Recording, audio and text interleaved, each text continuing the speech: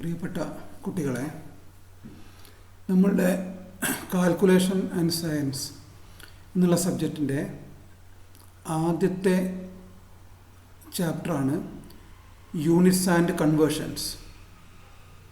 ഇതിൽ നിങ്ങളുടെ ട്രേഡിൽ ബന്ധപ്പെട്ട കാര്യങ്ങളും അതേപോലെ ഈ കാൽക്കുലേഷൻ സയൻസ് എന്നുള്ള സബ്ജക്റ്റിൽ നമ്മൾ മുന്നോട്ട് പോകുമ്പോൾ ആവശ്യമുള്ള കാര്യങ്ങളും അതേപോലെ തന്നെ നിങ്ങളുടെ ഡേ ടു ഡേ ലൈഫിൽ നിങ്ങൾക്ക് ആവശ്യമുള്ള കാര്യങ്ങളുമാണ് ഈ ഒരു ചാപ്റ്ററിൽ വരുന്നത്. അതായത് യൂണിറ്റ്സ് ആൻഡ് കൺവേർഷൻസ്. എന്താണ് ഈ യൂണിറ്റുകൾ, എങ്ങനെ ഒരു യൂണിറ്റിനെ മറ്റൊരു യൂണിറ്റിലേക്ക് മാറ്റാം എന്നുള്ളതാണ് നമ്മളിതിൽ വരുന്നത്. അപ്പോൾ എന്താണ് യൂണിറ്റ് ചോദിച്ചു കഴിഞ്ഞാൽ, ഏതൊരു ഫിസിക്കൽ ക്വാണ്ടിറ്റിയെയും നമ്മൾക്ക് അളക്കേണ്ടതായിട്ട് വരും. ഫിസിക്കൽ ക്വാണ്ടിറ്റി എന്ന് പറഞ്ഞാൽ നിങ്ങൾക്ക് അളക്കാനോ അല്ലെങ്കിൽ ഫീൽ ചെയ്യാനോ ഒക്കെ കഴിയുന്ന ഏതിനെയും നമ്മൾക്ക് ഫിസിക്കൽ ക്വാണ്ടിറ്റി എന്ന് പറയാം. അതായത് anything that can be measured or anything that can be distinguished by our senses. ഇതിനാണ് നമ്മൾ ഫിസിക്കൽ ക്വാണ്ടിറ്റീസ് എന്ന് പറയുക. ഇവയുടെ അളവുകൾ നമ്മൾ പലപ്പോഴും പറയേണ്ടതായിട്ട് വരും. ഇപ്പോൾ ഒരു എക്സാമ്പിൾ പറയുകയാണെങ്കിൽ, നിങ്ങളിപ്പോൾ നിങ്ങളുടെ വീട്ടിൽ നിന്ന് ഐ ടിയിലേക്കുള്ള ദൂരം എത്രയാണെന്ന് ചോദിച്ചാൽ നിങ്ങൾ പറയുക കിലോമീറ്റേഴ്സിലായിരിക്കും. എത്ര കിലോമീറ്റർ ദൂരമുണ്ടെന്നായിരിക്കും പറയുക. അതേസമയം ഇപ്പോൾ നിങ്ങളിരിക്കുന്ന ബെഞ്ചിൻ്റെ നീളം എത്രയാണെന്ന് ചോദിച്ചാൽ നിങ്ങൾ മീറ്ററിലോ അല്ലെങ്കിൽ സെൻറ്റിമീറ്ററിലോ ആയിരിക്കും പറയുക. അതേപോലെ നിങ്ങൾക്ക് എത്ര ഭാരമുണ്ടെന്ന് ചോദിച്ചാൽ നിങ്ങൾ പറയുക അത് കിലോഗ്രാമിലായിരിക്കും. കടയിൽ പോയിട്ട് കടുക് വാങ്ങാൻ പറഞ്ഞാൽ അത് ഗ്രാമിലായിരിക്കും പറയുക. അപ്പോൾ നമ്മൾ ഓരോ ആവശ്യങ്ങൾക്കും ഓരോ അളവുകൾ ഉപയോഗിക്കും. ഒരേ ഇതിന് തന്നെ, ഒരേ ഫിസിക്കൽ ക്വാണ്ടിറ്റിക്ക് തന്നെ നമ്മൾ പല അളവുകൾ പറയും. ഇപ്പോൾ ദൂരത്തിന് കിലോമീറ്റർ പറയും, മീറ്റർ പറയും, സെൻറ്റിമീറ്റർ പറയും. അങ്ങനെ ഓരോ പർപ്പസ് അനുസരിച്ച് നമ്മൾ പലതരത്തിലുള്ള യൂണിറ്റുകളായിരിക്കും പറയുക. അപ്പം നമുക്ക് ഇങ്ങനത്തെ ഒരു അളവില്ലെങ്കിൽ നമുക്കൊരു സാധനം എത്ര വേണമെന്നോ അങ്ങനത്തെ കാര്യങ്ങളൊന്നും നമുക്ക് പറയാൻ പറ്റില്ല. അപ്പോൾ അളവുകൾ നിർബന്ധമാണ്. അപ്പോൾ യൂണിറ്റ് എന്ന് പറഞ്ഞാൽ a unit is defined as a standard of fixed quantity of one kind used to measure other quantities of the same kind. Definition പറയുന്നത്, അതായത് നമ്മളൊരു ക്വാണ്ടിറ്റിയെ ഫിക്സ് ചെയ്യുകയാണ്, അതുപയോഗിച്ചാണ് നമ്മൾ മറ്റ് അളവുകൾ പറയുന്നത്. ഇപ്പോൾ ഒരു മീറ്റർ എന്ന് പറഞ്ഞാൽ എത്രയാണ് എന്ന് നമ്മൾ ആർബിറ്ററിൽ നമ്മൾ ഫിക്സ് ചെയ്യുകയാണ്. ഒരളവ് വെച്ചിട്ട് ഇതാണ് ഒരു മീറ്റർ എന്ന് നമ്മൾ ഫിക്സ് ചെയ്യുകയാണ്. എന്നിട്ട് അത് വെച്ച് നമ്മൾ ബാക്കിയുള്ള അളവുകൾ പറയും. അപ്പം നമുക്ക് എല്ലാ വസ്തുക്കൾക്കും മെഷർമെൻറ്റ് ആവശ്യമായതുകൊണ്ടും അതേപോലെ തന്നെ എല്ലാ സ്ഥലത്തും ഈ മെഷർമെൻറ്റ്സ് ഒരേപോലെ ആവുകയും വേണം. ഒരു സ്ഥലത്ത് പറയുന്ന മീറ്റർ തന്നെയായിരിക്കണം വേറെ സ്ഥലത്ത് പോയാൽ ഒരു മീറ്റർ എന്നുള്ള അളവ്. അപ്പം ഈ യൂണിറ്റുകൾ ലോകം മുഴുവൻ അംഗീകരിച്ചതാണ്. ഓരോ അളവും എത്രയാണ് എന്നുള്ളത് വേൾഡ് വൈഡ് ആയിട്ട് അംഗീകരിച്ച അളവുകളാണ്. ഈ യൂണിറ്റുകളെ നമ്മൾ രണ്ടായിട്ട് ക്ലാസിഫൈ ചെയ്യും. ഒന്ന് ഫണ്ടമെൻ്റൽ യൂണിറ്റ്സും മറ്റൊന്ന് ഡിറൈവ്ഡ് യൂണിറ്റ്സും. ഫണ്ടമെൻ്റൽ യൂണിറ്റ്സ് അല്ലെങ്കിൽ അടിസ്ഥാനമായിട്ട് വരുന്ന അളവുകൾ എന്ന് പറഞ്ഞാൽ ലെങ്ത്, മാസ് ആൻഡ് ടൈം. ഇതിൻ്റെ മൂന്നിൻ്റെയും അളവുകളെയാണ് നമ്മൾ ഫണ്ടമെൻ്റൽ യൂണിറ്റ്സ് എന്ന് പറയുന്നത്. നീളത്തിൻ്റെയും ഭാരത്തിൻ്റെയും സമയത്തിൻ്റെയും അളവുകൾ, ഇതിനാണ് നമ്മൾ ഫണ്ടമെൻ്റൽ യൂണിറ്റ്സ് എന്ന് പറയുന്നത്. ഇനി ബാക്കി അളവുകളെല്ലാം നമ്മൾ ഡിറൈവ്ഡ് എന്നാണ് പറയുക. ഡിറൈവ്ഡ് എന്ന് പറഞ്ഞാൽ ഇതിൽ നിന്ന് ഉണ്ടായവയാണ്. ഇപ്പോൾ ഒരു എക്സാമ്പിൾ നമ്മൾ പറയുകയാണെങ്കിൽ, ഇപ്പം വേഗതയ്ക്ക് നമ്മൾ മീറ്റർ പെർ സെക്കൻഡ് എന്ന് പറയും. അപ്പം മീറ്ററും അവിടെ വരുന്നുണ്ട്, സെക്കൻഡും വരുന്നുണ്ട്. ഈ മീറ്ററും സെക്കൻഡും ഫണ്ടമെൻ്റൽ ക്വാണ്ടിറ്റീസാണ്, നീളത്തിൻ്റെയും സമയത്തിൻ്റെയും അളവുകളാണ്. ഇവയെ കൂട്ടിച്ചേർത്തിട്ടാണ് നമ്മൾ വേഗതയ്ക്കുള്ള ഒരു യൂണിറ്റ് ഉണ്ടാക്കിയത്. അങ്ങനെ ഫണ്ടമെൻ്റൽ യൂണിറ്റ്സുകളുടെ കോമ്പിനേഷനായിട്ടാണ് ഡിറൈവ്ഡ് യൂണിറ്റ്സ് വരിക. സോ ഇനി നമുക്ക് നോക്കാനുള്ളത് ഈ ഫണ്ടമെൻ്റൽ യൂണിറ്റ്സ്, അതിന് നമ്മൾ എങ്ങനെയൊക്കെയാണ് തരംതിരിക്കുന്നത് എന്നുള്ള കാര്യമാണ്. നമുക്ക് നോക്കാം. ഇതിനു വേണ്ടിയിട്ട് നമുക്ക് 4 തരത്തിലാണ് നമ്മൾ ഈ ഫണ്ടമെൻ്റൽ യൂണിറ്റ്സുകളെ തരംതിരിക്കുന്നത്. ഒന്നാമത്തേത് CGS സിസ്റ്റം എന്ന് പറയും. CGS, അതേപോലെ FPS, MKS, SI, 4 സിസ്റ്റംസ് ആണുള്ളത്.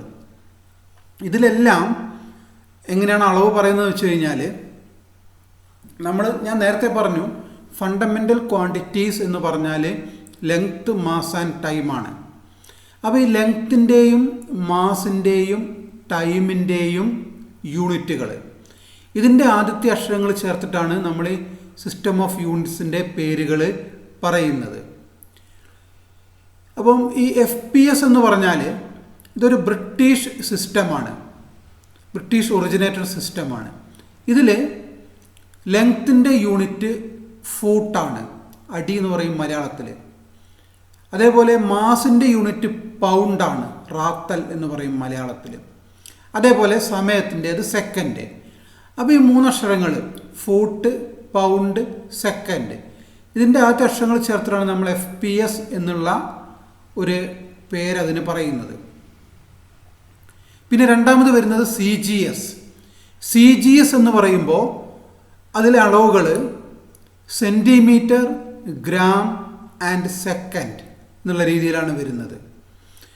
അതായത് നീളത്തിന് സെൻറ്റിമീറ്റർ, മാസിന് ഗ്രാം, ടൈമിന് സെക്കൻഡ്. ഈ സിസ്റ്റം ഒരു ഫ്രഞ്ച് ഒറിജിനേറ്റഡ് സിസ്റ്റമാണ്.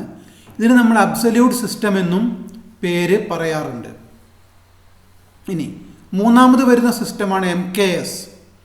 ഇതിൽ യൂണിറ്റുകൾ വരുന്നത് മീറ്റർ, കിലോഗ്രാം ആൻഡ് സെക്കൻഡ്. അതായത് നമ്മൾ നീളത്തിന് മീറ്റർ പറയും, അതേപോലെ മാസിന് കിലോഗ്രാം പറയും, സമയത്തിന് സെക്കൻഡ് പറയും. ഈ സിസ്റ്റത്തിന് ഗ്രാവിറ്റേഷൻ സിസ്റ്റം എന്നൊരു പേര് കൂടിയുണ്ട്. ഇതാണ് നമ്മൾ ഇന്ത്യയിൽ ഫോളോ ചെയ്യുന്നത്. ഇനി നാലാമതൊരു യൂണിറ്റ് വരുന്നത് SI ആണ്. ഇത് സിസ്റ്റം ഇൻ്റർനാഷണൽ എന്നതിനെ ഷോർട്ട് ചെയ്തിട്ടാണ് നമ്മൾ SI സിസ്റ്റം എന്ന് പറയുന്നത്. ഇതിൽ മെട്രിക്കിൻ്റെ യൂണിറ്റുകൾ തന്നെയാണ് ഉപയോഗിക്കുന്നത്. പക്ഷെ അതിൻ്റെ പുറമെ 2-3 അളവുകളെ കൂടി ഇതിൽ ഫണ്ടമെൻ്റൽ ക്വാണ്ടിറ്റീസ് ആയിട്ട് എടുത്തിട്ടുണ്ട്. അതായത് ലെങ്ത്, മാസ്, ടൈം, അതിൻ്റെ പുറമെ കറണ്ടിൻ്റെ യൂണിറ്റ്, ടെമ്പറേച്ചറിൻ്റെ യൂണിറ്റ്, ലൈറ്റ് ഇൻറ്റൻസിറ്റിയുടെ യൂണിറ്റ് ഇവ കൂടി ഇതിൻ്റെ അകത്ത് വരുന്നുണ്ട്. അപ്പം അത് ബാക്കി എല്ലാവരും, അതായത് ബാക്കി ഈ 3 സിസ്റ്റംസിലും ഈ MKSൻ്റെ അളവുകൾ, ഈ SIയുടെ അതേ അളവുകൾ തന്നെയാണ് നമ്മൾ ഉപയോഗിക്കുന്നത്. അപ്പോൾ ഇതിൽ വേറെ കാര്യം പറയാനുള്ളത്, ഓരോ രാജ്യങ്ങളിലും ഈ അളവുകൾ ഉപയോഗിക്കുന്നതിൽ വ്യത്യാസം ഉണ്ടാവും. ഇപ്പോൾ നമ്മൾ ഇന്ത്യയിൽ MKS ആണ് ഉപയോഗിക്കുന്നത്. MKSും CGSും ഏതാണ്ട് ഒരേപോലെ വരുന്നവയാണ്.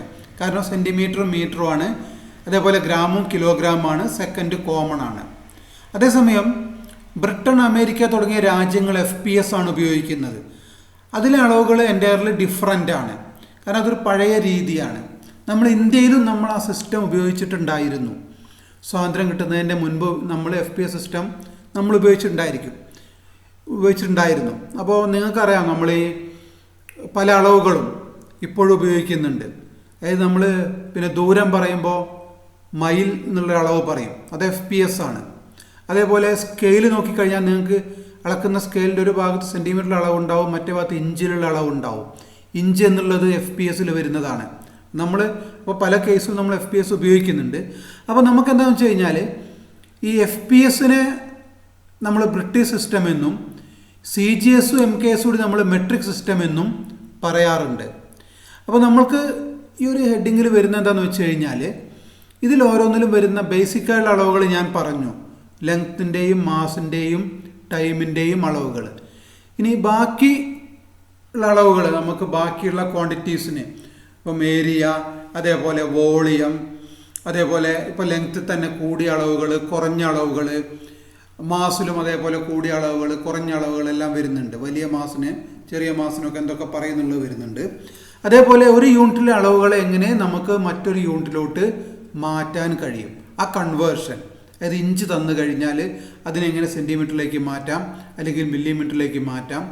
മൈൽ എന്നുള്ള അളവ് തന്നാൽ എങ്ങനെ കിലോമീറ്ററിലേക്ക് മാറ്റാം, തുടങ്ങിയ കൺവേർഷൻസാണ് പിന്നെ ഇതിൻ്റെ അകത്ത് നമുക്ക് വരുന്നത്. അപ്പം ഇതിലിപ്പോൾ നമ്മൾ താഴെ ഞാനൊരു ടേബിൾ കൊടുത്തിട്ടുണ്ട്. അതിൽ നോക്കിക്കഴിഞ്ഞാൽ നിങ്ങൾക്ക് കാണാൻ പറ്റും ഓരോ ബേസിക് ക്വാണ്ടിറ്റി, അതിൻ്റെ ബ്രിട്ടീഷിലും മെട്രിക്കിലും SIയിലുള്ള യൂണിറ്റുകൾ. അപ്പോൾ നോക്കിക്കഴിഞ്ഞാൽ ലെങ്ത്തിന് FPS ഫൂട്ടാണ്, അതിൻ്റെ സിമ്പിൾ കൊടുത്തിട്ടുണ്ട് FTന്ന്. മെട്രിക്കിലാകുമ്പോൾ CGSൽ സെൻറ്റിമീറ്ററും MKSൽ മീറ്ററുമാണ്, SIയിൽ മീറ്ററാണ് അളവ് വരുന്നത്. മാസിന് പൗണ്ടാണ്. അത്